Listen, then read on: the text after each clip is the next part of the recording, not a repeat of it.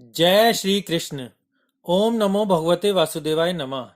क्या आप जानते हैं कि किन किन स्थानों पर धार्मिक अनुष्ठान करने से उत्तम फल प्राप्त होता है? श्रीमद् भागवत के 7वें स्कंद के 14वें अध्याय में श्री नारद मुनि ने महाराज युधिष्ठिर को इस बारे में बताया है। श्री नारद मुनि ने युधिष्ठिर जी से कहा, अब मैं उन स्थानों का वर्णन करूंगा जहां धार्मिक अनुष्ठान उत्तम प्रकार से संपन्न किए जा सकते हैं। जिस किसी स्थान में वैष्णव उपस्थित हों, वह स्थान समस्त कल्याणकारी कृत्यों के लिए सर्वश्रेष्ठ है।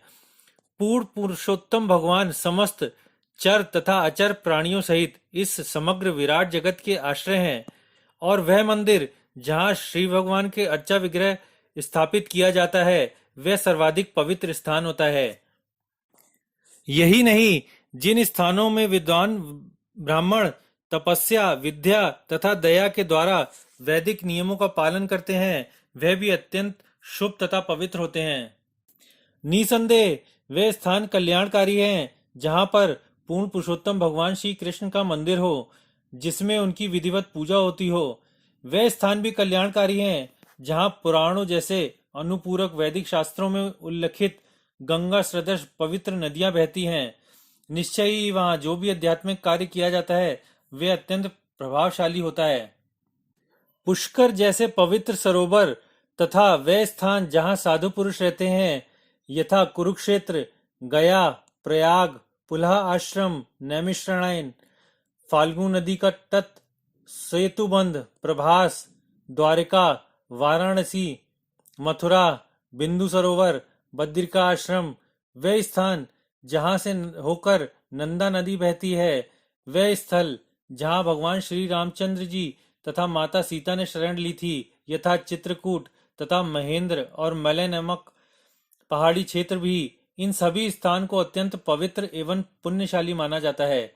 इसी प्रकार भारत के बाहर के स्थान जहाँ राधा कृष्ण अर्चा विग्रह पूजे जाते हैं, उन स्थानों में आध्यात्मिक रूप से उन्नत होने की इच्छा रखने वाले व्यक्तियों को जाना चाहिए और उनकी पूजा करनी चाहिए। जो आध्यात्मिक जीवन में आगे बढ़ना चाहता है, वह इन समस्त स्थानों की यात्रा कर सकता है और अनुष्ठान कर सकता है, जिससे अन्य स्थानों में संपन्न किए गए उन्हीं कृत्यों से 1000 गुना उत्तम फल प्राप्त हो सकता है। उन्होंने आगे भी कहा कि केवल पूर्ण पुरुषोत्तम भगवान श्री कृष्ण ही सर्वश्रेष्ठ पुरुष हैं, जिन्हें प्रत्येक वस्तु अर्पित की जानी चाहिए, जिन पर ब्रह्मांड के सभी चर तथा अचर जीव स्थिर हैं और समस्त वस्तुएं उन्हीं से उत्पन्न होती हैं। पूर्ण पुरुषोत्तम भगवान श्री कृष्ण ही सबके मूल हैं, अतएव वे सर्वोत्तम पात्र हैं जिन्हें सब कुछ दिया जाना चाहिए। यदि कोई वास्तविक शांति तथा समृद्धि को भोगना चाहता है, तो उसे भगवान श्री कृष्ण को ही सब कुछ अर्पित कर देना चाहिए। आशा करते हैं कि ये जानकारी आपको अच्छी लगी होगी।